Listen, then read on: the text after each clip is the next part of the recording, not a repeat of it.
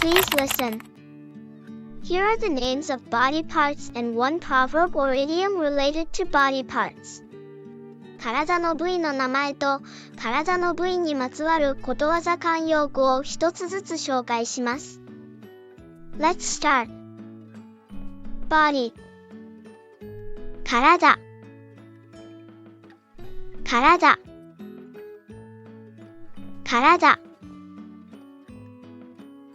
There's a word for that karada o haru.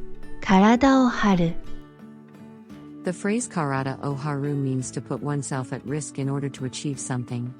For instance, it's similar to when an actor performs their own dangerous stunts in an action movie without using a stunt double, or when an athlete continues to play despite the risk of injury. 体を張るという表現は、自らの身体を危険にさらしながら、何かを成し遂げるための努力をすることを意味します。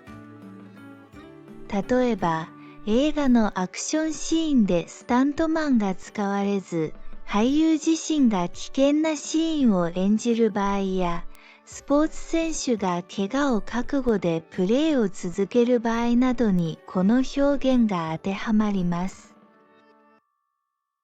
Face 顔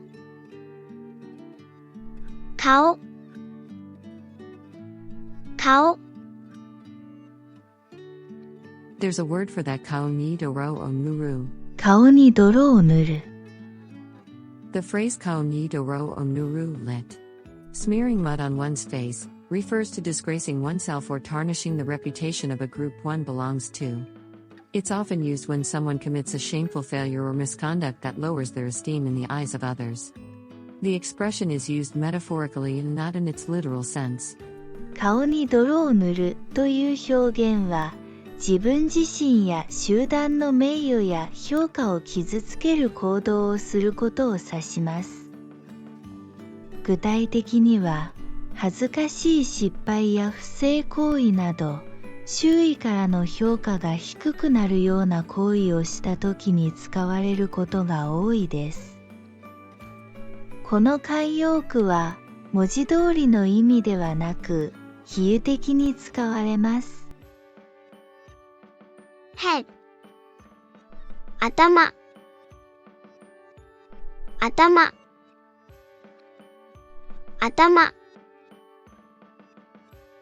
There's a word for that atama o hiyasu. 頭を冷やす The phrase atama o hiyasu lit. Cooling the head means to calm down, become level-headed, or to take a step back from a situation to think rationally, especially when emotions like excitement or anger are running high. It's often used as advice or a suggestion to gain a more objective perspective on a situation. 頭を冷やすという表現は、落ち着いて冷静になること、または興奮や怒りなどの感情が高ぶった時に、冷静な判断ができるように一時的に状況から離れることを意味します。この慣用句は、一歩引いて状況を客観的に見るための助言や提案として使われることが多いです。Forehead 額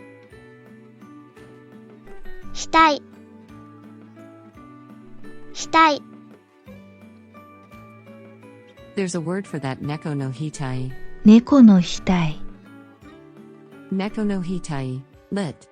Cat's forehead, is a Japanese idiom used to describe a very small space or area. Literally derived from the notion that a cat's forehead is small, it's used metaphorically to depict a very limited or narrow space or range. For instance, it can be used to describe a very small piece of land or room, as in a plot of land as small as a cat's forehead. 猫の額は非常に狭い空間や範囲を指すための日本語の慣用句です。文字通りには猫の額は小さいということから比喩的に非常に限られた狭いスペースや範囲を示す際に使われます。例えば非常に狭い土地や部屋を表現するときに猫の額ほどの土地と言ったりします。Hair 髪 髪 髪 There's a word for that ushirogami o hikareru. 後ろ髪を引かれる。Ushirogami o hikareru, lit. Being pulled by the hair from behind, is a Japanese idiom that describes the feeling of reluctance to leave a place or situation, or the sentiment of not wanting to depart from a certain circumstance from the bottom of one's heart. Derived from the literal sensation of one's hair being tugged from behind, it's used metaphorically to convey the difficulty of parting from a particular place or moment. For instance, it can be used when returning home from an enjoyable trip or when a delightful time comes to an end. 後ろ髪を引かれるという表現は、ある場所や状況から離れるのが惜しい、またはその場を去るのが心からしたくないという気持ちを表す日本語の慣用句です。文字通りには、後ろの髪が何かに引っ張られるような感覚から、比喩的にその場所や状況から離れるのが難しいという意味で使われます。例えば、楽しい旅行から家に帰るときや、楽しい時間が終わるときなどにこの表現が使われることがあります。wrinkle シワシワシワ There's a word for that hitai ni shiwa o yoseru. 額にシワを寄せる。The phrase hitai ni shiwa o yoseru, lit. Furrow one's brow, is a Japanese idiom used to describe when someone is concentrating on something or is worried. Specifically, it is often used in situations where someone is deep in thought, troubled, or questioning something.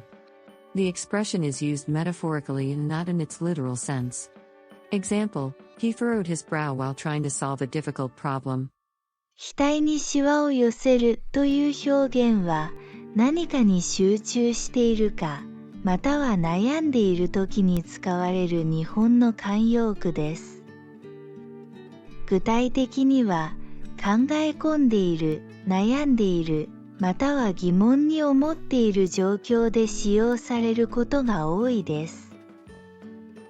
この慣用句は、文字通りの意味ではなく、比喩的に使われます。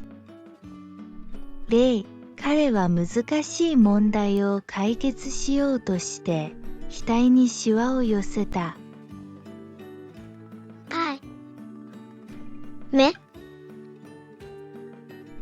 目目 There's a word for that mei no iro o kairu. 目の色を変える。The idiom mei no iro o kairu, lit. Change the color of one's eyes, refers to when someone becomes very eager or passionate about something. For example, one might say, he is so eager for the promotion that he's been working with a changed eye color recently, implying his intense desire. It does not literally mean changing the eye color. 慣用句、目の色を変えるとは、人が強く何かを欲しいと思った時や、熱心になる様子を表す言葉です。例えば、彼はプロモーションを強く望んでいて、最近目の色を変えて働いているといった具体的な文中で使用されます。直接的な意味としては、目の色が変わることではありません。eyeball 目玉目玉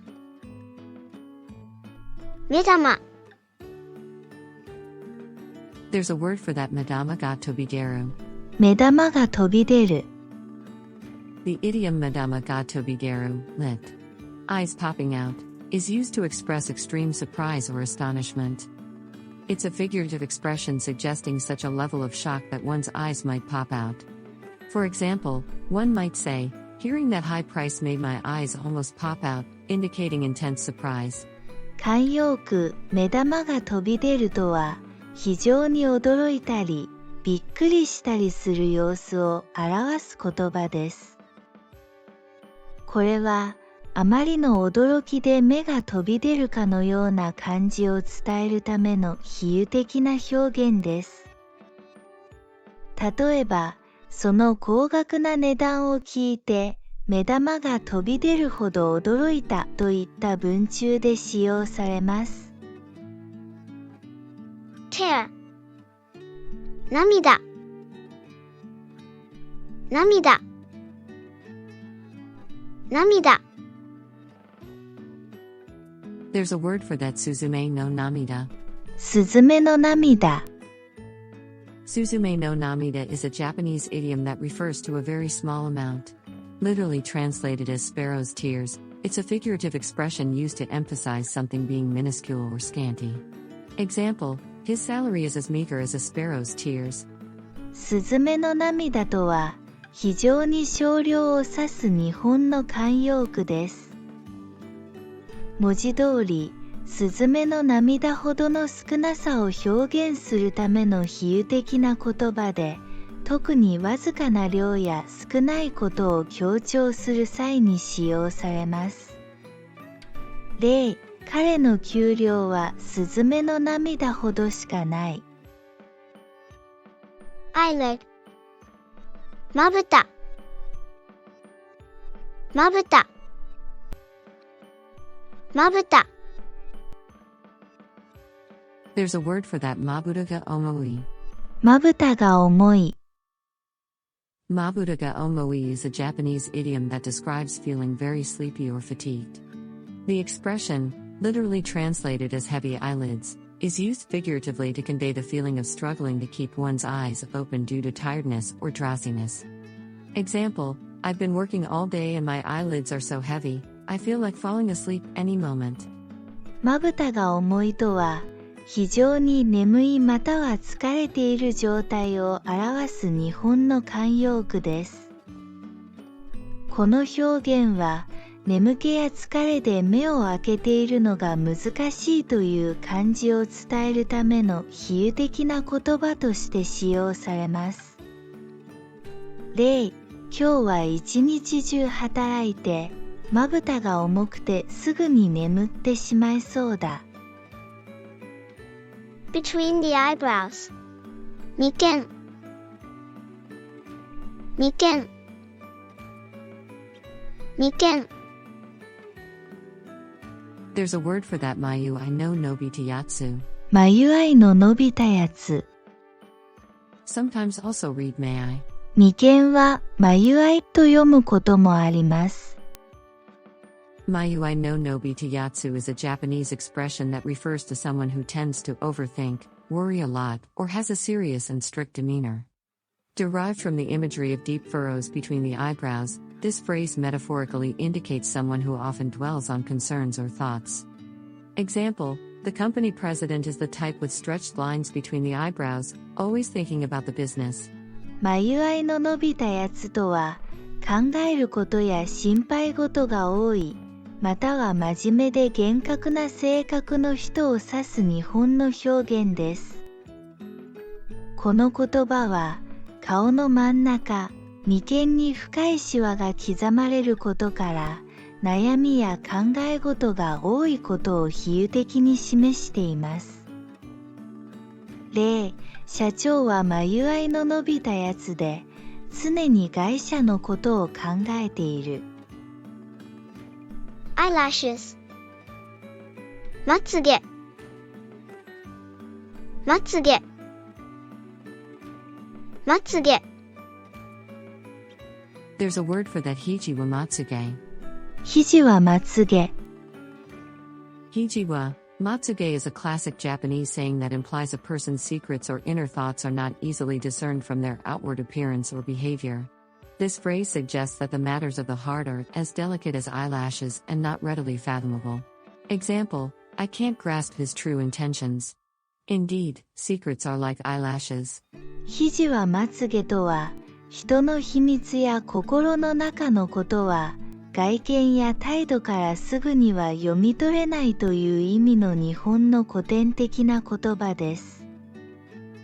この言葉は、人の心の中のことは目のまつげのように繊細であり、それを探るのは容易ではないという意味合いを持っています。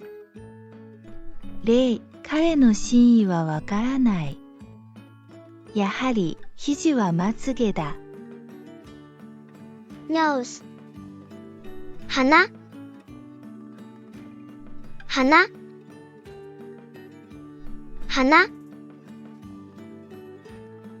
There's a word for that hana de ashirao. 鼻であしらう。Hana de ashirao is a Japanese idiom that refers to treating someone with disdain or dismissing their opinions and thoughts with a condescending attitude. This phrase portrays the act of looking down on someone or behaving arrogantly towards them. Example, he brushed off his subordinate's proposal with disdain. 鼻であしらうとは、他人の意見や考えを軽視し、相手を見下した態度で扱うことを指す日本の慣用句です。この表現は、相手を軽く見る様子や、尊大な態度で接することを描写しています。例、彼は部下の提案をすぐに鼻であしらってしまった。mouth 口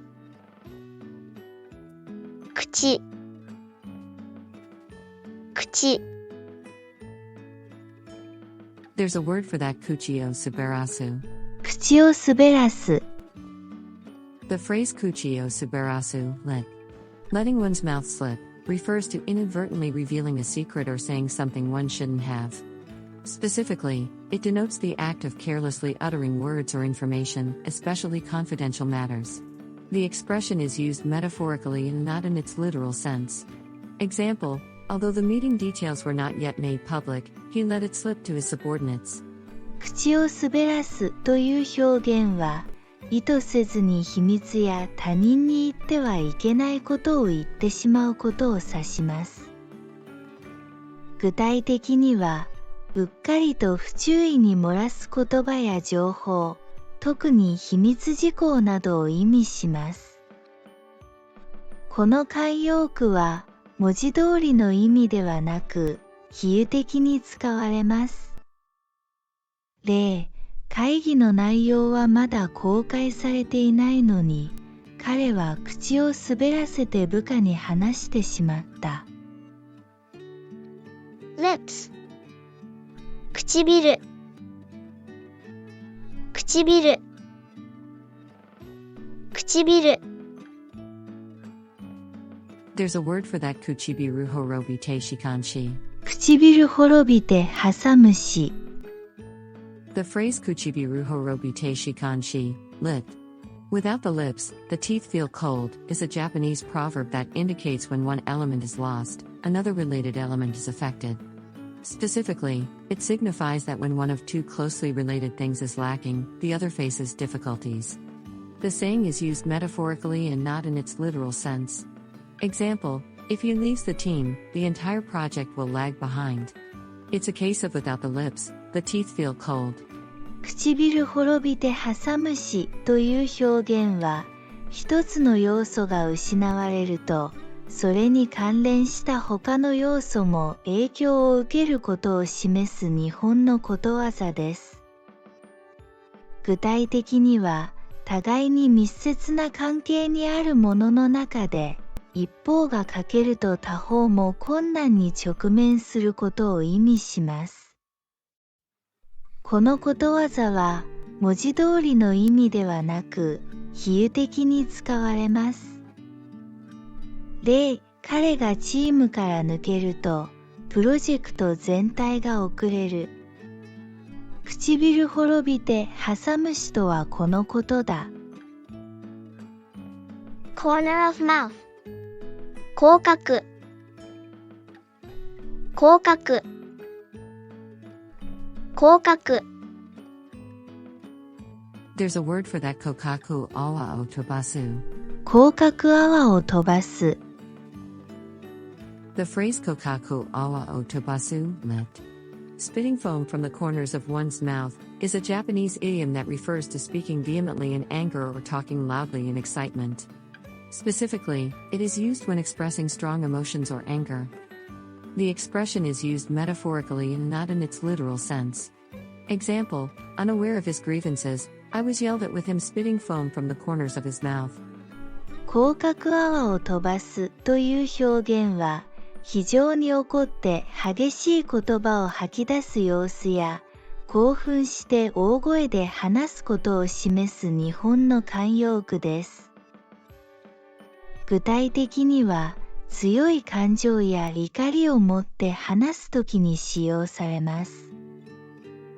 この慣用句は、文字通りの意味ではなく、比喩的に使われます。例、彼は不満を持っていたことを知らず、口角泡を飛ばして怒鳴られた。tooth 歯歯歯 There's a word for that ha ga tatanai. 歯が立たない。The phrase ha ga tatanai, lit. Teeth don't bite, is a Japanese idiom that denotes being no match for someone or something, or being outclassed. Specifically, it is used when one is significantly inferior in terms of skills or abilities, or when facing a challenging situation. The expression is used metaphorically and not in its literal sense. Example, that team is so strong, we stand no chance against them. 歯が立たないという表現は、相手や何かに対して自分がかなわない、または劣っていることを示す日本の慣用句です。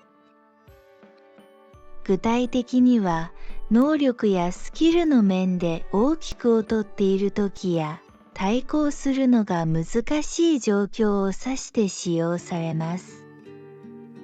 この慣用句は、文字通りの意味ではなく、比喩的に使われます。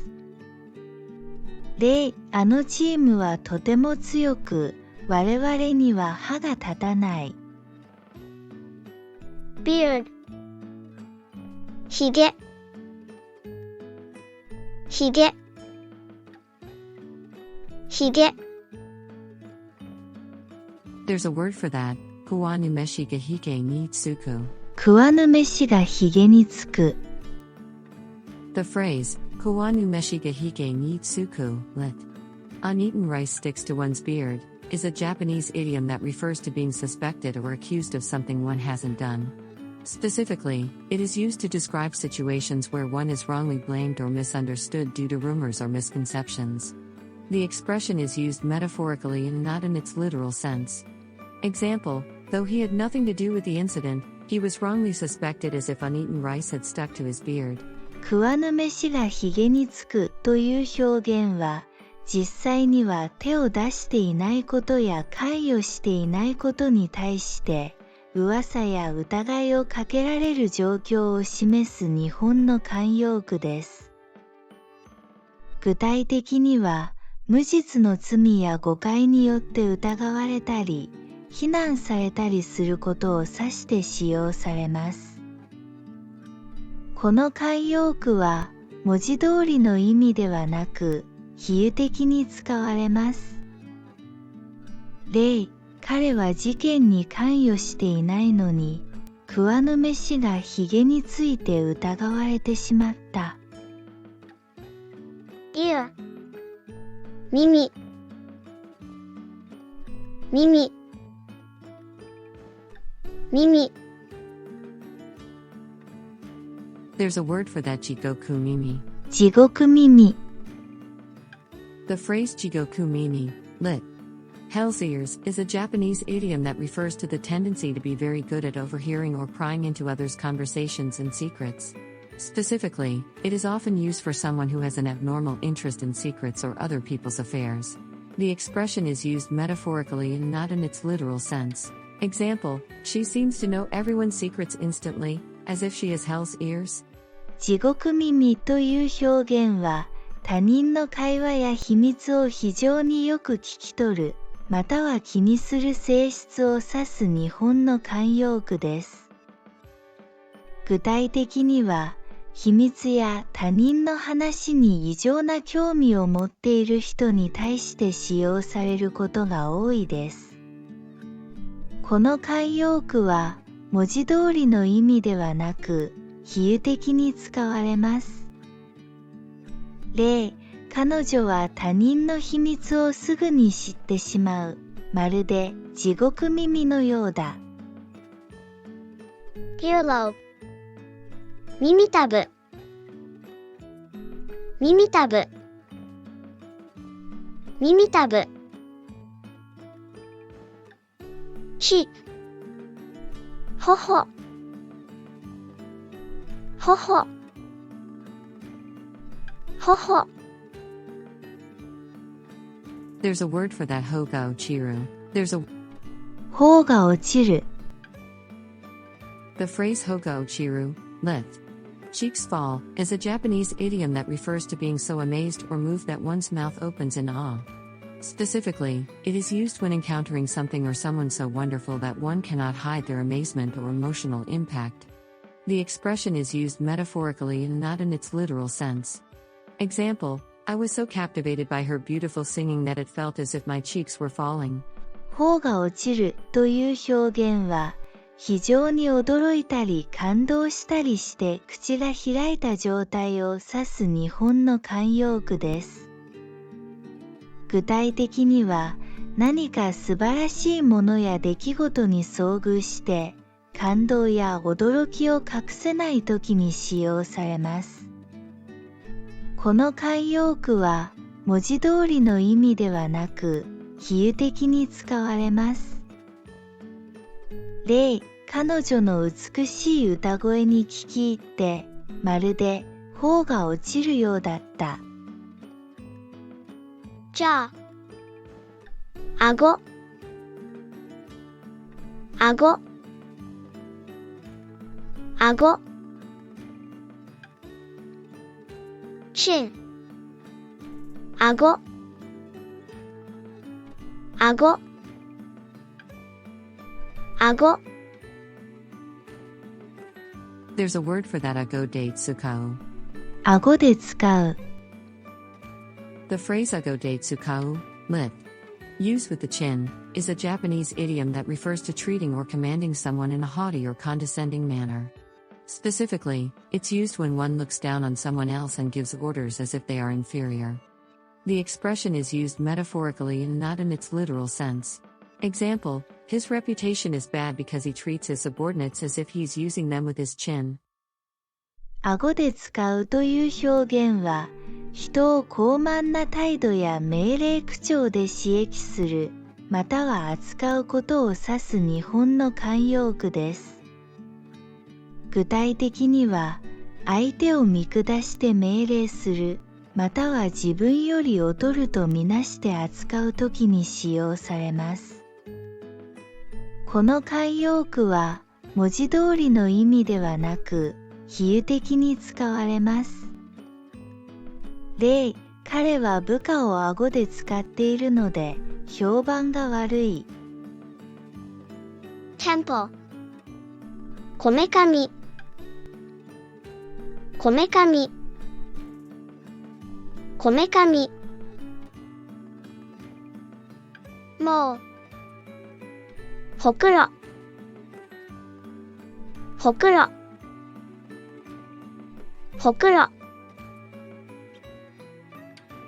dimples えくぼえくぼえくぼ There's a word for that ekubo wishichinan kakusu. えくぼは七難隠す。The phrase ekubo wishichinan kakusu, lit. Dimples hide seven flaws, is a Japanese idiom that suggests someone with dimples can overshadow many of their flaws or problems with their charm. Specifically, it is used when someone's physical attractiveness or a particular feature makes their shortcomings less noticeable. The expression is used metaphorically and not in its literal sense. Example, she may have some flaws, but her dimples make them all disappear. It's like dimples hide seven flaws. えくぼは七難隠すという表現は、えくぼがある人はその魅力で多くの欠点や問題を覆い隠すことができるという意味の日本の慣用句です。具体的には、物理的な魅力や特定の特徴が、その人の欠点を気にさせなくするときに使用されます。この慣用句は、文字通りの意味ではなく、比喩的に使われます。例、彼女は多少の欠点があるかもしれないが、そのエクボがすべてを隠してしまう。まさにエクボは七難隠す。smile 笑顔笑顔笑顔 There's a word for that ikareru kobushi ego ni atarazu. 怒れる拳笑顔に当たらず。The phrase ikareru kobushi ego ni atarazu is not a well-known idiom or proverb in Japanese, but it might be used in a specific context. Literally interpreted, it would mean angry fists do not strike a smiling face. This could imply that people are more attracted to smiles and kindness than to anger. 怒れる拳笑顔に当たらずという表現は、一般的な日本の慣用句やことわざとしてはあまり知られていませんが、このフレーズは何らかの特定の文脈で使われることがあるかもしれません。文字通りに解釈すると、怒った拳は笑顔には当たらないという意味になるでしょう。これは、人々が怒りよりも笑顔や優しさに惹かれるという意味に解釈できるかもしれません。Thanks for watching to the end. 最後までご視聴いただきありがとうございます。If you like this video, please hit the like button and subscribe to the channel. この動画を気に入っていただけましたら、いいねボタンとチャンネル登録をお願いいたします。We look forward to your comments. コメントもお待ちしております。If you have any requests for content videos, please send them to us in the comments section. コンテンツ動画のリクエストがありましたら、コメント欄までお寄せください。